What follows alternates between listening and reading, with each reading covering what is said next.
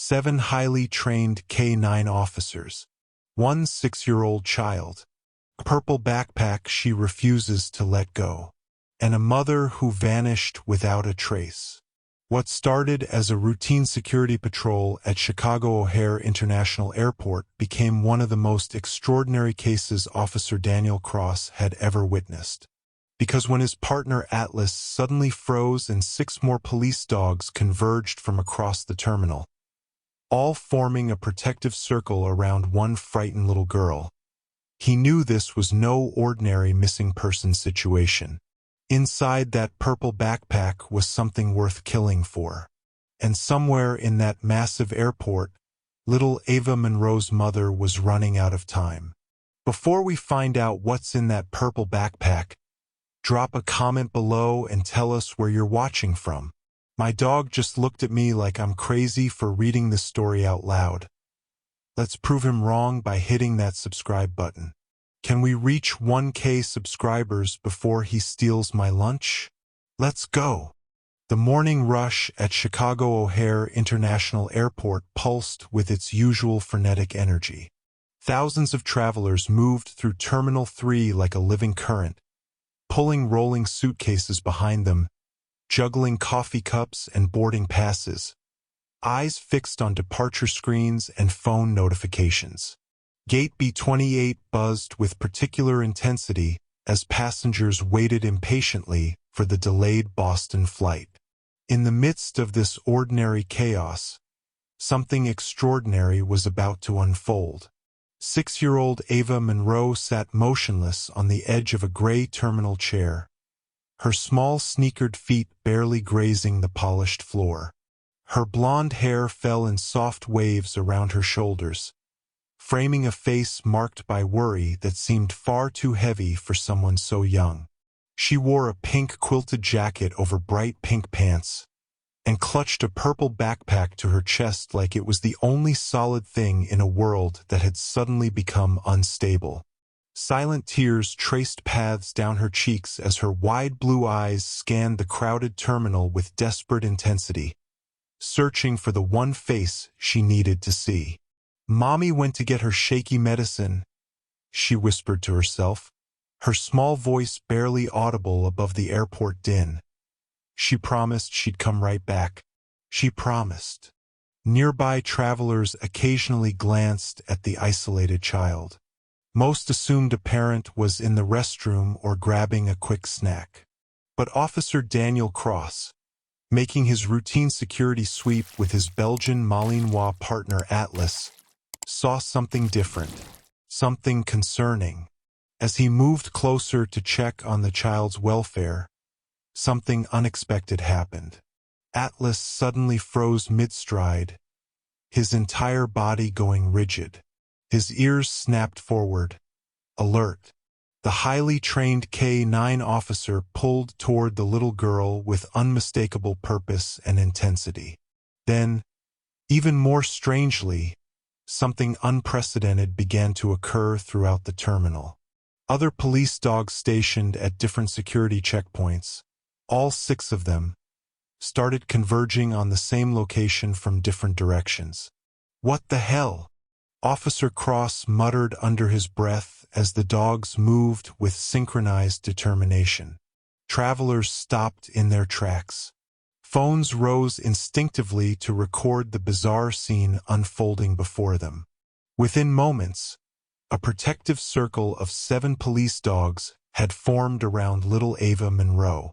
But they weren't showing aggression. They weren't barking or growling or displaying any signs of threat. They were protecting her. "Everyone please step back. This is a security situation," Officer Cross called out firmly as confused murmurs rippled through the growing crowd of onlookers. His fellow K-9 handlers rushed over from their positions, equally baffled by their animals' unprecedented coordinated behavior. Atlas's focus, Cross noticed immediately, wasn't directed at Ava herself. It was fixed on the purple backpack she clutched so desperately to her chest. The dog kept nudging his nose toward it, whining softly with an insistence Cross had only seen in the presence of something significant. "Sweetie," Officer Cross said gently, kneeling at the edge of the canine circle to bring himself to the child's eye level. "I'm a police officer. My name is Officer Cross. Can you tell me your name?" Ava's arms tightened protectively around her purple backpack. Her voice came out small and frightened. "I'm Ava Monroe. I'm 6 years old." She held up trembling fingers. "Are your dogs angry at me?" "No, sweetheart, they're not angry," Cross reassured her with practiced gentleness. "But they seem very interested in your backpack. Would it be okay if I took a look at it?" Ava's grip on the purple backpack intensified. "No, it's mine. Mommy said never let anyone take it. Ever." Fresh tears welled in her eyes, threatening to spill over. "Where's my mommy? She said she'd be right back." Officer Sarah Mills, seeing the child's mounting distress, joined her colleague at the perimeter. "Ava, when did you last see your mommy?" she asked softly, her voice carrying warmth despite the urgency of the situation. "She said she had to get her special medicine," Ava explained between small, hitching breaths. "Her shaky medicine from the car. She told me to stay right here and not move and not go with anyone, no matter what they said." Her voice dropped to a whisper. "But she's been gone a really long time." Officer Cross exchanged a meaningful look with Mills over the child's head. The dog's behavior, the missing mother, the fiercely protected backpack. None of this felt like a simple case of a parent stepping away for a moment. Around them, the circle of 7K9 officers remained perfectly still, their alert bodies forming an unbroken ring of protection around the frightened little girl and whatever secret she carried in that purple backpack. And somewhere in the massive sprawl of Chicago O'Hare International Airport, Ava's mother was running out of time. Officer Daniel Cross had been walking the same security routes through Chicago O'Hare for 10 years, and he'd learned to trust his instincts almost as much as he trusted Atlas. The Belgian Malinois moved beside him with the practiced efficiency of a partner who knew every signal, every subtle shift in body language. Terminal 3 was busy this morning, the usual Wednesday rush of business travelers and families heading out for early flights. Gate B28 was packed with passengers waiting for the delayed Boston flight. Cross scanned the crowd with the automatic vigilance of someone who'd seen everything airports had to offer, until his eyes landed on the small figure sitting perfectly still amid the chaos. The little girl couldn't have been more than 6 years old. Blonde hair fell around her shoulders, and she wore a pink quilted jacket that seemed too warm for the climate-controlled terminal. Her legs dangled from the gray chair, white sneakers not quite reaching the floor. But it was her face that caught Cross's attention, tear-stained cheeks and eyes that held a kind of desperate watchfulness that no child should have. She clutched a purple backpack to her chest like it was the only thing keeping her anchored to the earth. Cross altered his route, moving toward her. "Looks like we've got a lost kid," he murmured to Atlas. The dog's reaction was instantaneous and unprecedented. Atlas froze mid-stride, every muscle in his body going taut. His ears snapped forward, and a low whine escaped his throat. Then he pulled hard toward the little girl with an intensity Cross had only seen when the dog detected explosives or narcotics. "Easy, boy," Cross said, but Atlas wasn't listening. Then Cross noticed something that made the hair on the back of his neck stand up. Officer Mills's German Shepherd, Rex, was moving toward them from the opposite side of the terminal. So was Rodriguez's Malinois, and Chen's dog, and 3 more K9 officers from different checkpoints and gates, all of them converging on the same spot, all of them focused on that little girl. Within 30 seconds, 7 police dogs had formed a protective circle around her, their bodies creating an unbroken barrier. They weren't barking, weren't showing any signs of aggression. They stood at attention, alert and guarding, their focus unwavering. Travelers stopped walking. Phones came up. Confused murmurs rippled through the crowd. Cross had never seen anything like it in his decade on the job. Everyone stepped back. "Please," he called out, his voice carrying the authority of someone used to being obeyed. "We have a security situation here." His fellow handlers arrived, looking as bewildered as he felt. Mills appeared at his elbow. "What the hell, Cross?" "Rex just bolted from checkpoint 3 like something set him off." "Same with Atlas," Cross said quietly. He knelt at the edge of the canine circle, bringing himself down to the child's eye level. Her blue eyes were wide with fear, but she hadn't screamed or tried to run. "Hey there, sweetheart. I'm Officer Cross. What's your name?" "Ava," she whispered. "Ava Monroe. I'm 6 years old." Her arms tightened around the purple backpack. "Are the dogs going to hurt me?" "No, honey, they won't hurt you," Cross assured her gently. "They're actually protecting you, but they seem very interested in your backpack. Can you tell me what's inside?" Ava shook her head violently. "Mommy said never let anyone take it. Not ever. She made me promise." Fresh tears spilled down her cheeks. "Where is she?" "She said she'd come right back." Mills crouched beside Cross. "When did you last see your mommy, Ava?" "She said she had to get her shaky medicine from the nice car driver," Ava explained, her voice breaking. "Her hands shake when she doesn't have her medicine. She told me to stay right here and wait and not go with anybody no matter what." Cross exchanged a glance with Mills. A missing mother. A fiercely protected backpack. 7 detection dogs reacting simultaneously to something they sensed but couldn't identify. Rodriguez was already on his radio. "Security, we need surveillance pulled for Terminal 3, Gate B28 area. Looking for a woman, early 30s, possibly showing signs of medical distress."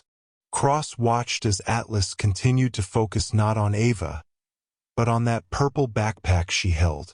The dog's training was impeccable. He detected threats, concealed weapons, explosive materials, electronic devices that didn't belong. Whatever was in that backpack, it was something Atlas had been trained to find. And somewhere in this massive airport, Ava's mother had vanished. Officer Cross noticed the silver bracelet on Ava's small wrist as she adjusted her grip on the purple backpack. He leaned closer, recognizing the familiar red medical symbol etched into the metal. "That's a very special bracelet you have there," he said gently. Ava nodded, her tears momentarily pausing. "Mommy has one too. We match."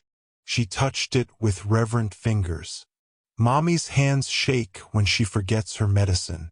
That's why she had to go get it from the car. She gets really scared when her hands shake too much." "And where's your daddy, sweetheart?" Officer Mills asked softly. Ava's lower lip trembled.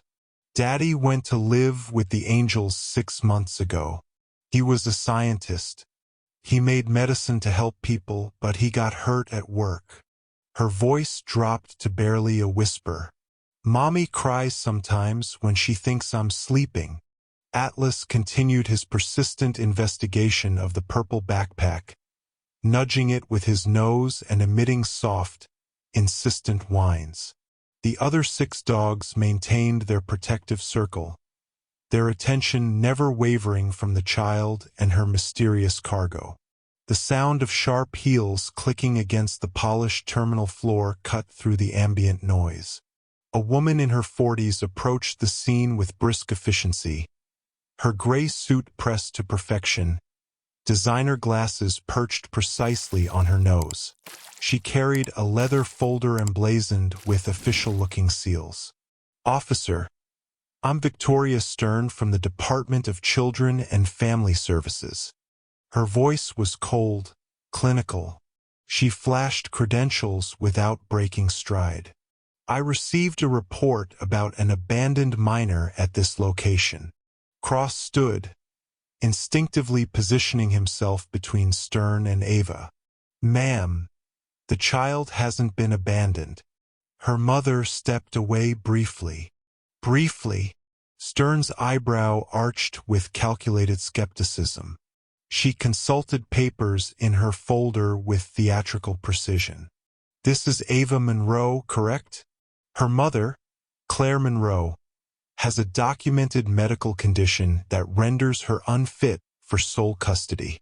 "I have authority to take the child into protective services immediately." She extended her hand toward Ava. "Come along, dear." The response was instantaneous and visceral. All 7 dogs erupted into low, threatening growls. Atlas bared his teeth, his body coiled and ready. The other K9s pressed closer to Ava, forming an impenetrable wall of muscle and fur between the child and Victoria Stern. "What they—" Stern stepped back sharply, her composed exterior cracking for just a moment. "Ma'am, I'm going to need you to step back," Cross ordered, his hand moving to his radio. Something about this woman felt fundamentally wrong. The dog's reaction confirmed his instincts. "Officer, I don't think you understand the seriousness." "Actually, ma'am, I think I do." Cross took Stern's credentials, examining them with growing suspicion. Mills moved beside him, studying the documents over his shoulder. "Daniel," Mills muttered quietly, pointing to a detail on the ID. "The formatting on this seal is wrong. And look at the agency code, that's not current." A crackle came through Cross's radio. "Officer Cross, we have a visual of your missing mother. Claire Monroe is at Security Checkpoint Delta, attempting to re-enter the terminal. She's being detained for secondary screening." Cross pressed his radio. "Keep her there. We're coming to you." "There's something else," the voice continued. Security cameras picked up a male subject in an expensive dark suit with a concealed earpiece. He's been following Monroe and the child through multiple terminal sections for the past 45 minutes. The subject appears to be surveillance-trained. We've lost sight of him near your current location." Cross's blood ran cold.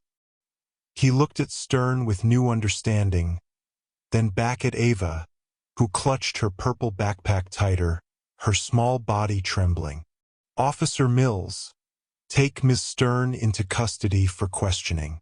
False representation to a law enforcement officer. He turned to face Stern directly, his voice hardening. "And identity fraud. This is absurd. I have every right." "You have the right to remain silent," Mills interrupted, reaching for her handcuffs. As Mills secured Stern, Cross knelt beside Ava once more. Through the crowd, he could see security monitors in the distance displaying footage of a woman with auburn hair fighting desperately against the guards holding her at the checkpoint. Even from this distance, he could see her hands shaking violently. Whatever was happening here went far beyond a simple custody dispute. And that purple backpack Ava refused to release held the answers everyone seemed willing to kill for. The crowd parted as Claire Monroe pushed through the security checkpoint, her trembling hands clutching a small medication bottle. Her auburn hair was disheveled, her green eyes wide with panic as they locked onto her daughter across the terminal. "Ava!" Her voice cracked with relief and desperation. "Mommy!" Ava's tear-streaked face transformed as she lunged forward, but Officer Cross's gentle hand on her shoulder kept her within the protective circle of dogs. "Let her through," Cross ordered, and the K-9 officers stepped back in perfect synchronization, creating a path. Mother and daughter collided in an embrace that made several onlookers wipe their eyes. Claire's entire body shook, not just with emotion, but with visible tremors that rippled through her arms and hands. Officer Cross observed the reunion with trained eyes. The tremors were real, consistent with neurological disorder, not fear or deception. He noticed the medical alert bracelet on Claire's wrist, identical to the smaller one on Ava's. "Mrs. Monroe," he said softly, giving them a moment before approaching. "I'm Officer Cross. We need to talk about your daughter's situation." Claire looked up, still clutching Ava. "I'm so sorry. I only went to get my medication from my car. I have early-onset Parkinson's. I need to take it on a strict schedule or my symptoms get worse. I thought I'd be back in 5 minutes, but security stopped me at re-entry and—" Her voice caught. "Is she in trouble? Did I do something wrong?" "No, ma'am," Cross assured her. "But we have concerns about someone claiming to be from Child Services who tried to take custody of Ava." Claire's face went pale. "What? Who?" "Victoria Stern. Says she's with DCFS." Cross watched Claire's reaction carefully. "I've never heard that name." Claire's tremors intensified, her hands shaking violently as she fumbled with her medication bottle. "But my brother-in-law Julian, my late husband's brother, he's been threatening to file for custody. He claims I'm too sick to care for Ava properly." Officer Mills approached, holding her radio. "Cross DCFS has no record of any Victoria Stern in their database. She's detained in holding, refusing to say who hired her. And we've got another problem. The man in the expensive suit who was following them is moving rapidly toward the exit." "Stop him," Cross ordered into his radio. "Do not let him leave the terminal." Atlas continued to focus on the purple backpack, now resting at Ava's feet. The other dogs maintained their alert postures, eyes fixed on the same target. "Mrs. Monroe," Cross said carefully, "I need your permission to examine Ava's backpack. My K-9 partner is detecting something unusual."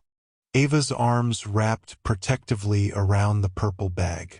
"No," Mommy said. "It's okay, sweetie." Claire knelt despite her trembling legs, cupping Ava's face with shaking hands. "Officer Cross is helping us. We can trust him. I promise." Ava's lower lip quivered, but she slowly released her grip. "Okay, Mommy." Cross carefully took the backpack and carried it to a nearby counter, pulling out a portable scanner from his utility belt. Mills and 2 other officers formed a perimeter as curious travelers craned their necks to watch. The scanner's screen flickered to life, revealing the backpack's internal structure. Cross's jaw tightened as a bright indicator appeared in the lining. "Mrs. Monroe, there's a GPS tracking device sewn into the backpack's lining." Claire's hand flew to her mouth, her entire body swaying. "No. No, that's not possible. Julian. Oh my God." Her voice dropped to a horrified whisper. "Julian offered to buy Ava a new backpack last month. He said her old one was getting worn out. He was so insistent. I thought he was just being nice, trying to connect with his niece after Marcus died." A sharp alarm pierced the terminal's ambient noise. Officer Mills grabbed her radio as urgent chatter erupted across security channels. "Maintenance access door breach in restricted area. Section D." A voice crackled through. Alarm triggered. The overhead lights flickered once, twice. Computer screens at the gate counter blinked and reset. Cross's instincts screamed warning. GPS tracking, fake child services, power fluctuations, a wealthy brother-in-law with resources and motivation. This wasn't a custody dispute. This was a carefully planned operation. And whatever was in that purple backpack, whatever was valuable enough to justify surveillance, impersonation, and infrastructure sabotage, meant that Claire and Ava Monroe were in far more danger than anyone had realized. Wait, it gets even crazier. But first, my neighbor bet me $20 we can't hit the like button faster than Ava can say her daddy's secret codes. Prove him wrong. Smash that like button, drop your location in the comments, and subscribe if you want to see how this ends. Trust me, you do not want to miss what happens next.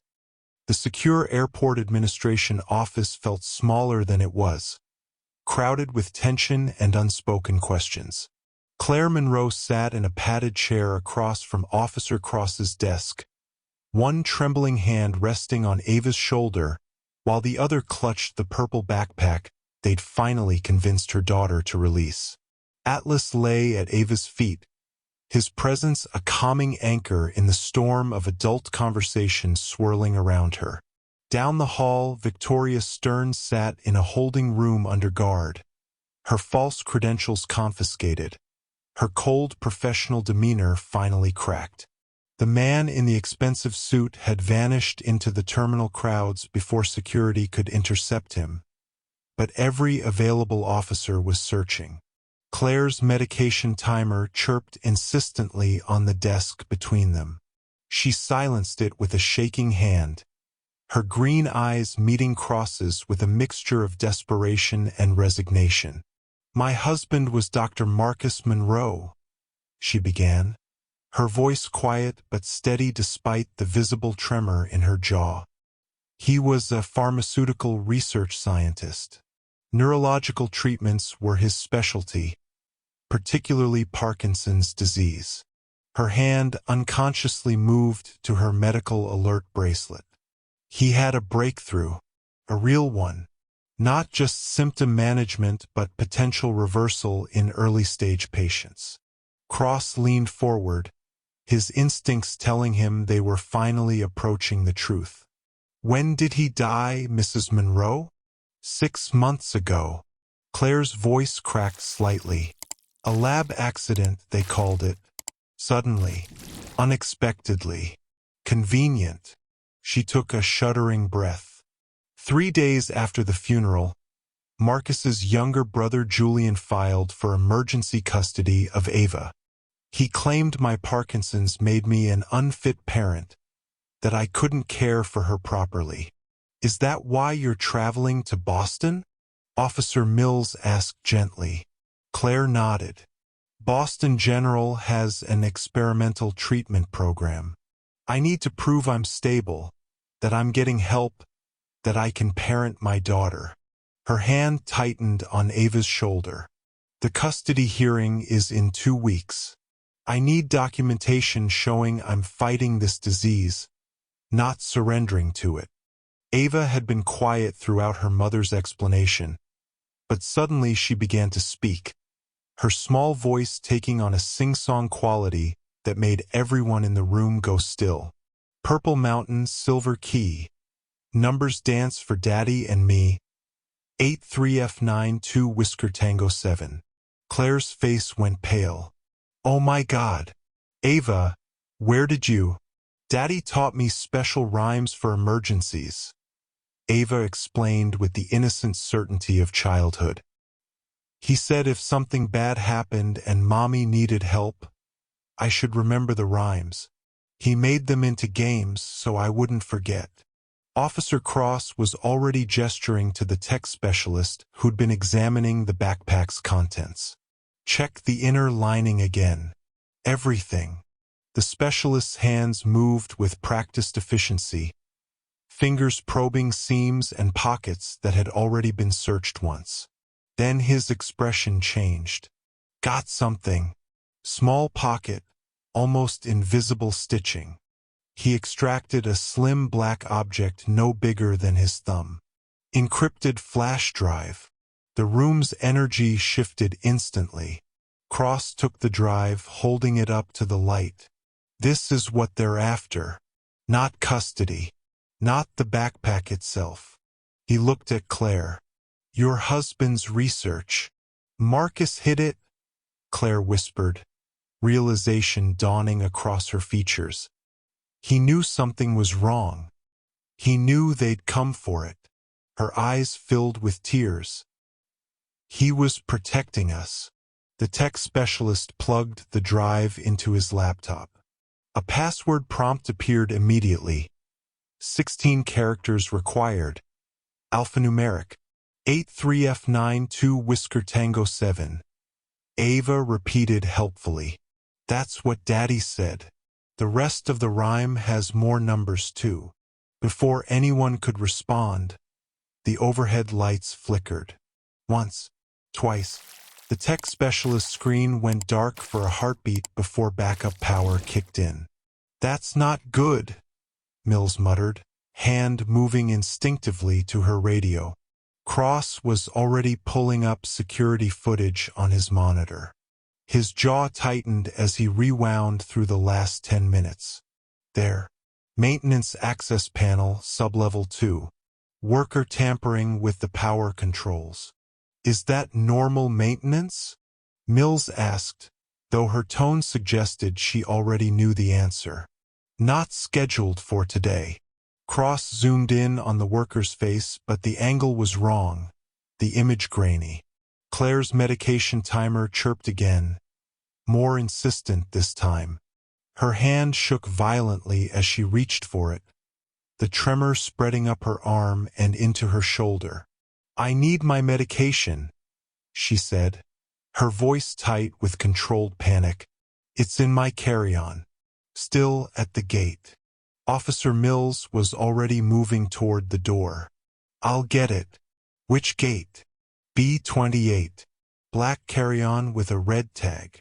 As Mills disappeared down the corridor, Cross studied the encrypted drive, then looked at Ava, who was humming softly to herself. Another of her father's rhymes, no doubt. Mrs. Monroe, he said carefully. I think your husband left your daughter more than just passwords. I think he left her a map to stay alive. Hashtag the little girl surrounded by police dogs at the airport. The lights died without warning. One moment the secure administration office hummed with fluorescent brightness and the steady beep of computer terminals. The next, everything plunged into absolute darkness. For 3 endless seconds, the only sound was Claire's sharp intake of breath and Ava's small whimper. Then the emergency systems kicked in, bathing everything in hellish red light. What the hell? Officer Cross grabbed his radio. All units, report status. We have a complete power failure in the administrative wing. Static answered him. Dead air where there should have been immediate responses.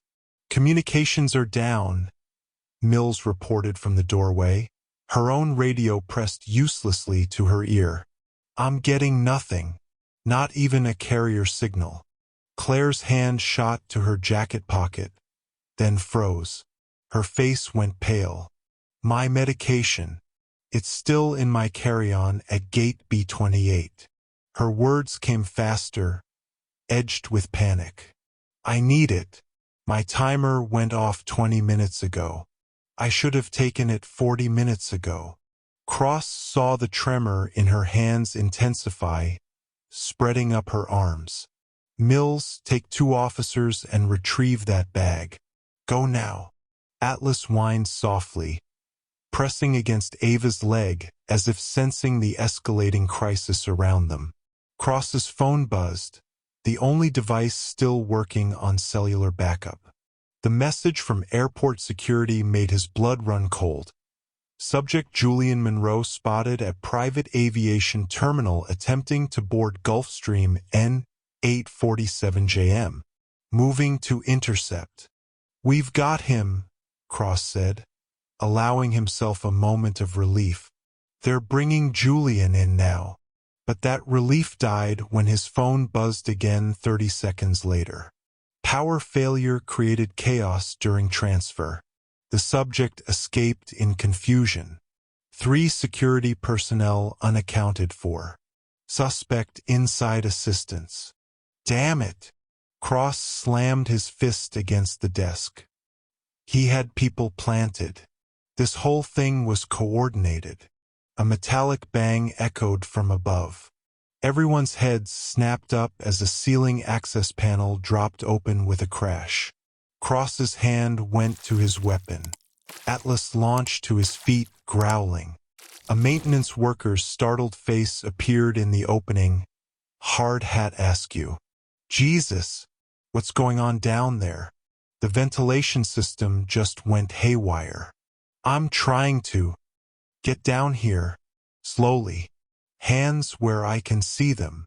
2 tense minutes and a thorough credential check later. Cross holistically confirmed the worker was legitimate. Just a man doing his job during the worst possible timing. The office door burst open. 2 federal agents in dark suits entered. Badges already displayed. Agent Chun, FBI. We're taking over the flash drive investigation. About time, Cross muttered, handing over the encrypted device. But we've got a bigger problem. The subject's brother just escaped, and this woman needs immediate medical attention. Agent Chen's expression hardened as he processed the situation. We've got a medical evacuation helicopter standing by. We'll transport her to Boston General via the private hangar. He glanced at Claire, who was now leaning heavily against the desk. How long can she hold on? Claire opened her mouth to answer, but Ava spoke first, her small voice cutting through the adult tension. When the lights go dark and scary, find the bird that doesn't carry. Everyone turned to stare at the child. Sweetie, what did you say? Cross knelt beside her. It's Daddy's rhyme, Ava explained, her blue eyes wide but focused. He taught me games. He said if bad things happen, remember the bird game. The bird that doesn't carry. She looked up at her mother. Mommy, what does it mean?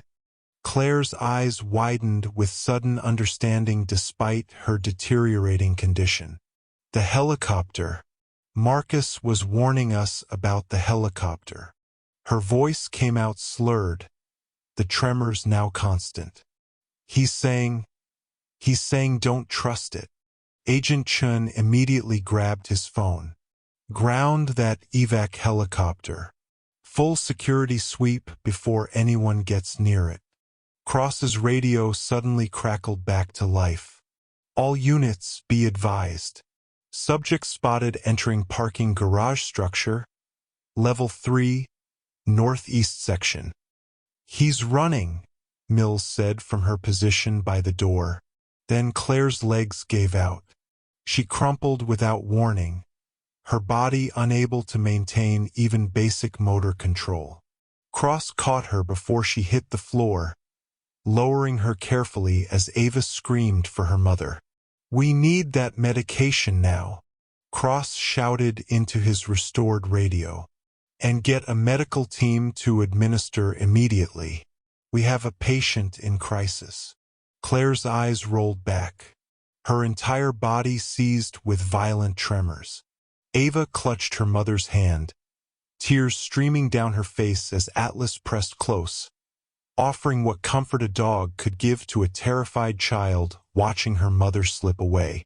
The command center hummed with controlled urgency, emergency generators casting harsh fluorescent light across the faces of airport security personnel hunched over monitors and radio equipment. Officer Cross coordinated with rapid-fire efficiency, his voice steady despite the chaos erupting across the terminal. Medical evacuation helicopter standing by on the north tarmac, Mills reported, pressing her earpiece tighter. Flight crew preparing for immediate departure to Boston General. Cross nodded, but something gnawed at his instincts. He glanced at Ava, who sat in Claire's trembling arms, her small face pressed against her mother's shoulder. The child had been quiet for several minutes, unusually still. Then she lifted her head. Her voice came soft but clear, cutting through the radio chatter like a bell. When the lights go dark and scary, find the bird that doesn't carry. The room went silent. Every head turned toward the 6-year-old. Sweetie, what did you say? Cross knelt beside her chair. Ava's eyes were distant, remembering. Daddy's bird game. The bird that doesn't fly. The bird that doesn't carry people. Her small fingers twisted in her purple backpack straps. He said if bad things happen, remember the bird game. A young tech officer, barely out of academy training, suddenly straightened at his workstation. Wait. Oh God, wait. His fingers flew across the keyboard. The helicopter. She's talking about the helicopter. Cross was already moving. Ground that bird.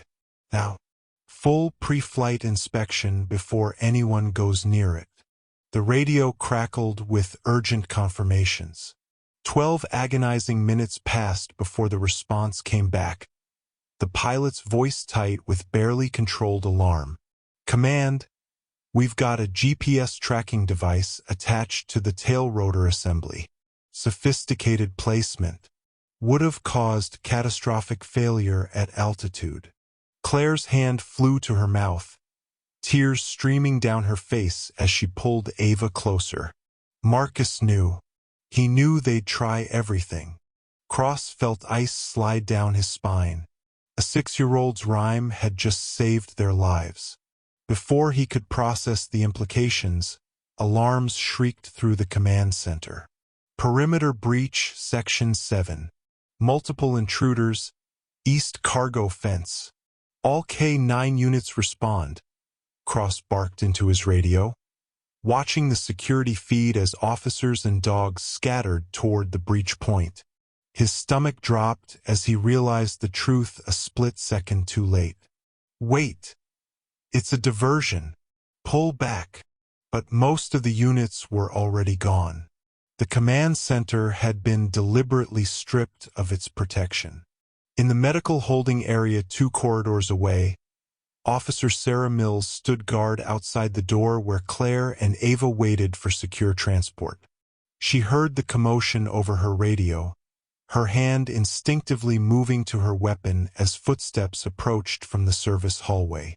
A man in maintenance coveralls rounded the corner, airport credentials hanging from his neck, toolbox in hand.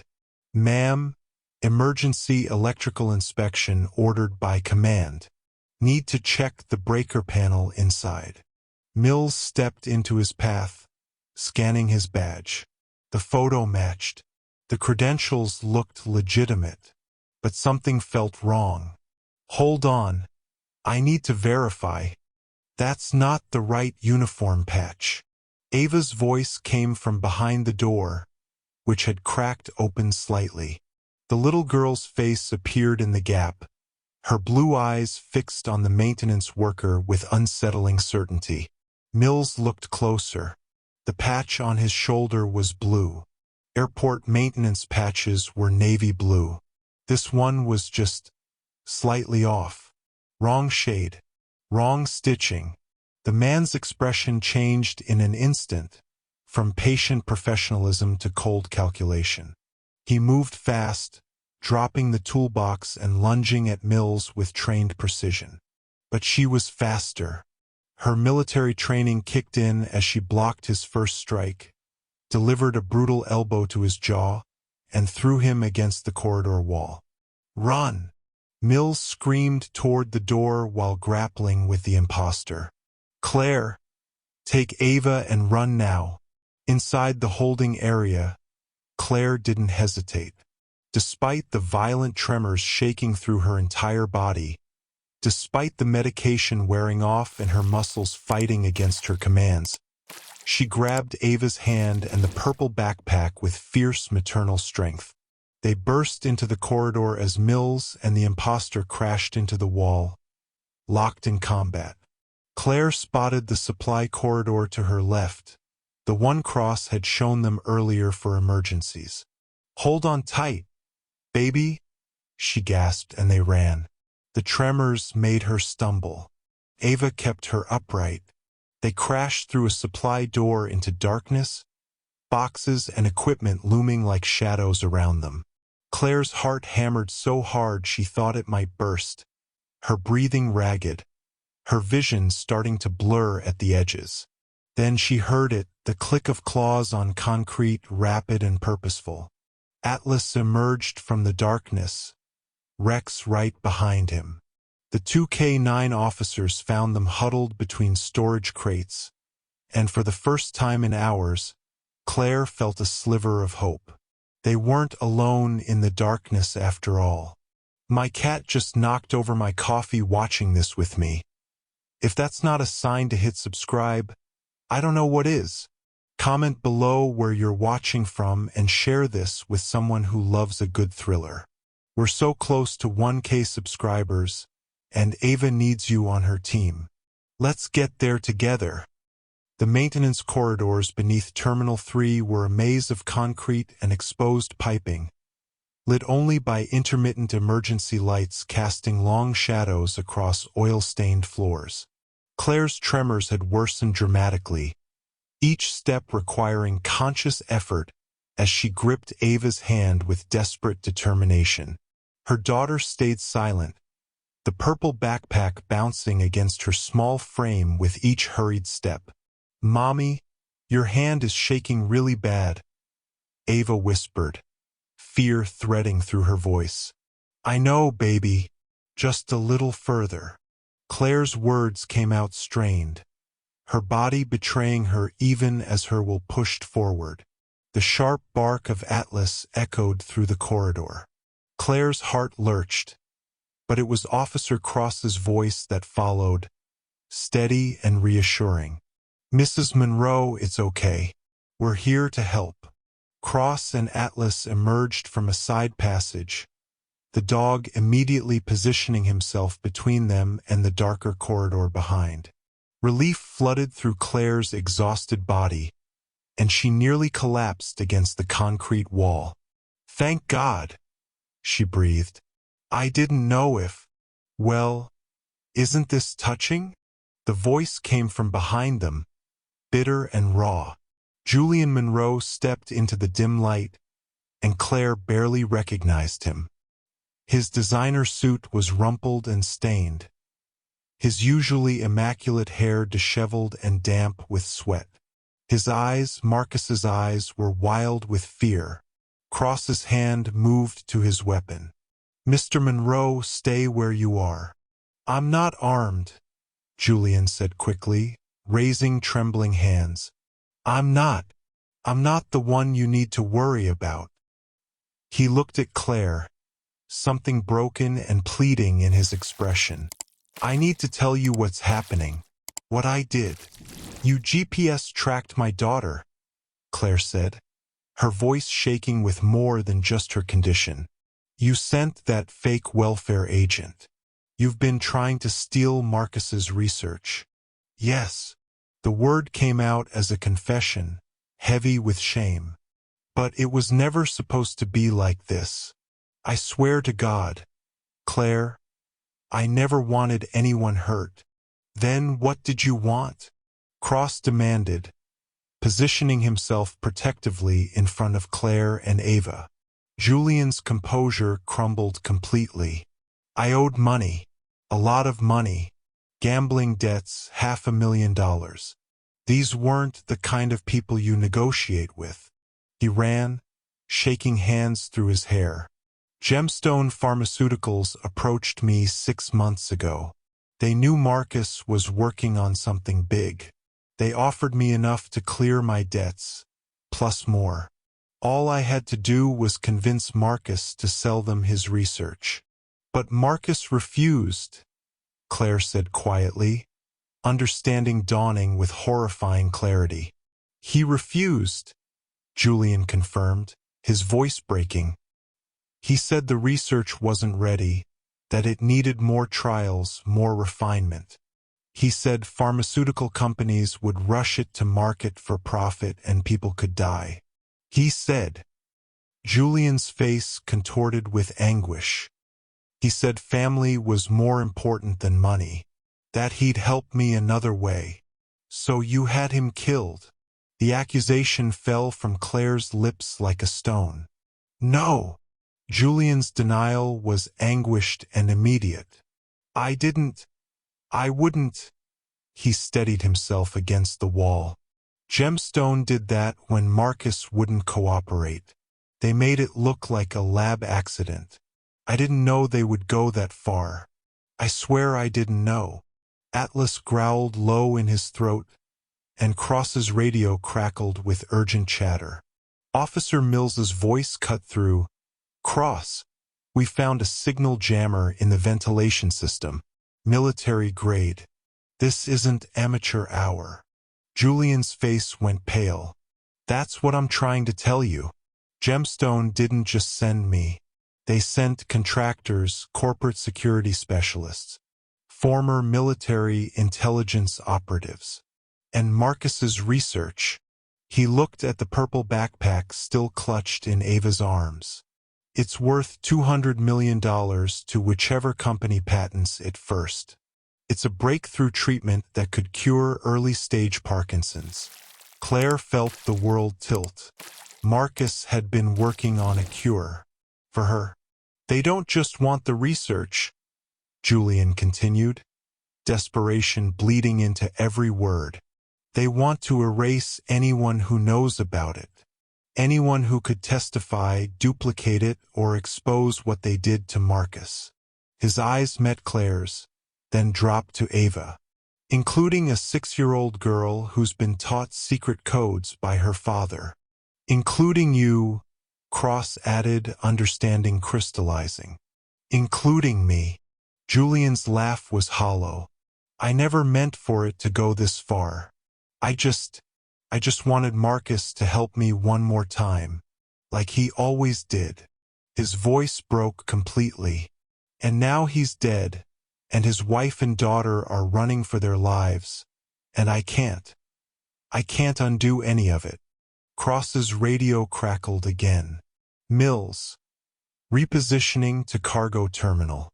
Unknown hostiles moving through secured areas. Julian, Claire said, her voice steady despite everything. Do you know their plans? He nodded. Everything. Entry points, timing, extraction routes. Gemstone told me everything because they never expected any of us to survive this. Claire looked at her daughter, then at the man who'd betrayed them and made the hardest choice of her life. Then you're going to help us stop them.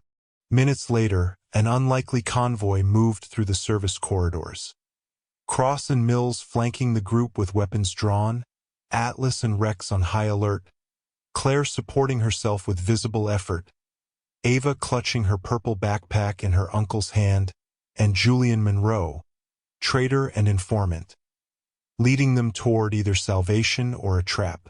Above them, in the terminal, Gemstone's contractors were closing in. And the only thing standing between Ava Monroe and corporate assassins was a broken alliance bound by blood, desperation, and one last chance at redemption. The secure baggage handling area stretched before them like a vast industrial cathedral. Conveyor belts snaked through the cavernous space in endless loops. Luggage carts lined the walls in neat rows, and sorting machinery loomed overhead like mechanical sentinels. The group moved quickly through the maze of equipment, Cross and Atlas leading, Mills covering the rear, Claire supporting Ava, and Julian somewhere between guardian and prisoner in the middle. Outside, the storm had intensified into something monstrous. Thunder rolled across the building in waves that shook the metal framework. Lightning strobed through the high windows, illuminating the space in brief, harsh flashes.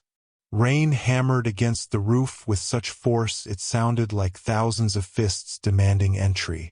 They were halfway across when Atlas suddenly froze. His hackles rose along his spine like a ridge of black knives. A low, warning growl rumbled from deep in his chest, directed at the stacked cargo containers along the far wall. Cross's hand moved to his weapon. "Everyone stop." 3 men emerged from behind the containers with the fluid precision of trained operators. They wore tactical gear that looked military-grade, carried advanced equipment, and moved with the kind of confidence that came from knowing exactly how dangerous they were. The man in front, shaved head, cold gray eyes, a scar bisecting his left eyebrow, radiated lethal authority. "Julian," the man said, his voice carrying easily across the space despite the storm's rage. "You failed to deliver. We're closing the contract ourselves." Julian stepped forward, positioning himself between the contractors and his family. His hands were shaking, but his voice held steady. "Kane, there's a child here, a 6-year-old. This wasn't the deal." Kane's expression didn't change. "There is no deal anymore, Julian. The research, all copies, all witnesses. Everything ends tonight." A massive lightning strike hit somewhere close. The power surged violently. Lights exploded in showers of sparks, plunging sections of the baggage area into strobing darkness. In that moment of temporary blindness, everything erupted into chaos. Cross and Atlas charged forward, creating a diversion with pure aggressive momentum. Mills dropped into a shooter's stance, weapon drawn and tracking. Kane's men moved to engage, their tactical formation splitting to the flank. Julian saw the secondary team moving toward Claire and Ava. Something fundamental shifted in his expression. Fear transformed into desperate courage. He launched himself at Kane with no technique, no training, just the raw fury of a man who'd finally found something worth dying for. "Go!" Julian screamed as he tackled the larger man. "Get them out now!" Claire didn't hesitate. Despite the violent tremors racking her body, despite every instinct screaming that she couldn't, she swept Ava into her arms and ran. Her daughter clutched her neck, and for a moment, Claire felt strong enough to carry the entire world. The purple backpack slipped from Ava's grasp, tumbling to the concrete floor. Julian saw it. He broke free from Kane's grip with desperate strength, dove for the backpack, and came up throwing. The purple arc sailed through the strobing darkness toward Claire. The gunshot was impossibly loud even over the storm. Julian staggered, clutching his side, blood spreading between his fingers. But he'd bought them seconds, and seconds were enough. Mills and Cross engaged the contractors in a firefight that lit up the baggage area with muzzle flashes. Claire reached the maintenance hatch and shoved Ava through, then crawled after her onto the conveyor system, the purple backpack clutched in her trembling hands. The cargo bay doors exploded inward with a metallic shriek. "FBI, drop your weapons." Federal agents in tactical gear flooded through the opening, Agent Chun leading the charge. Kane's contractors found themselves surrounded, outgunned, and out of options. Weapons clattered to the concrete floor one by one. Cross emerged from cover, half-carrying Julian. The wounded man's face was pale but peaceful, his eyes searching until they found Ava peering out from the maintenance hatch. Their gazes locked, uncle and niece, and something passed between them that needed no words. Outside, the storm continued its relentless assault. But inside the baggage claim, the battle was finally over. 3 weeks later, sunlight streamed through the tall windows of Boston General Hospital's Neurology Research Center, washing the family waiting area in warm golden light. Claire sat beside Dr. Patel's desk, studying the medical charts spread between them with hands that trembled only slightly. A 60% improvement from the violent shaking that had nearly cost her everything. The experimental protocol is exceeding our expectations, Dr. Patel said, her warm smile reflecting genuine excitement. Your mobility scores have improved dramatically, and the tremor reduction suggests we've caught the progression early enough to make a real difference. Claire's eyes filled with grateful tears as she glanced through the observation window at Ava, who sat cross-legged at a child-sized table in the waiting area, completely absorbed in her artwork. Crayons scattered across the surface as her daughter colored with fierce concentration, blonde hair falling forward to hide her face. The elevator chimed. Ava's head snapped up instantly, her entire face transforming as Officer Daniel Cross stepped into the corridor, Atlas trotting beside him with professional dignity that dissolved the moment he spotted the little girl. Atlas! Ava launched herself across the waiting room, and the Belgian Malinois met her halfway, tail wagging with uncharacteristic enthusiasm as she wrapped her arms around his neck. Cross watched the reunion with a smile that softened his usually stern features. We promised we'd visit, Cross said as Claire emerged from Dr. Patel's office. I had to make sure you two were settling in okay. Better than okay, Claire replied, demonstrating her steadier hands. Thanks to you. Thanks to all of you. Cross accepted her gratitude with a modest nod. Gemstone's executives have been indicted. Federal prosecutors are building cases that'll put them away for decades. The contractors are already in custody, and Marcus's research has been secured by the FBI. It'll be released to the medical community once the trials conclude, properly, ethically, exactly as your husband intended. And Julian? Claire's voice was soft, complex emotions flickering across her face. Recovering. The bullet missed anything vital. Cross paused, choosing his words carefully. He's agreed to testify against Gemstone. Full cooperation. Given his assistance and that moment in the baggage claim. He glanced at Ava, who was showing Atlas her drawing. Prosecutors are recommending 3 to 5 years. Could have been life. Claire nodded slowly. Marcus would want him to have a second chance. Family is complicated. Ava approached them, a purple backpack slung over one shoulder, her expression suddenly solemn. She reached into the front pocket and extracted a small keychain, a worn purple teddy bear charm that had dangled from the zipper since her father gave her the bag. With ceremonial gravity that seemed beyond her 6 years, she knelt beside Atlas and carefully attached the keychain to his tactical collar. The bear swung gently against the black fabric, a splash of color amid the professional equipment. This is for you, Atlas, Ava said, her small hands lingering on his fur. You're my real hero. You and Daddy both. Cross knelt beside them, his throat tight. Atlas says you're the bravest girl he's ever met. Ava looked up at him with those wide blue eyes that had seen too much and somehow remained full of light. Daddy said being brave means helping people even when you're scared. She smiled then, genuinely, completely. I was really scared, but you and Atlas helped anyway. Through the waiting room windows, the Boston skyline glowed with the colors of sunrise, pink and gold spreading across glass towers, promising new beginnings. Claire stood watching her daughter and the dog who'd saved her, processing everything they'd survived, everything they'd lost, everything they'd somehow found.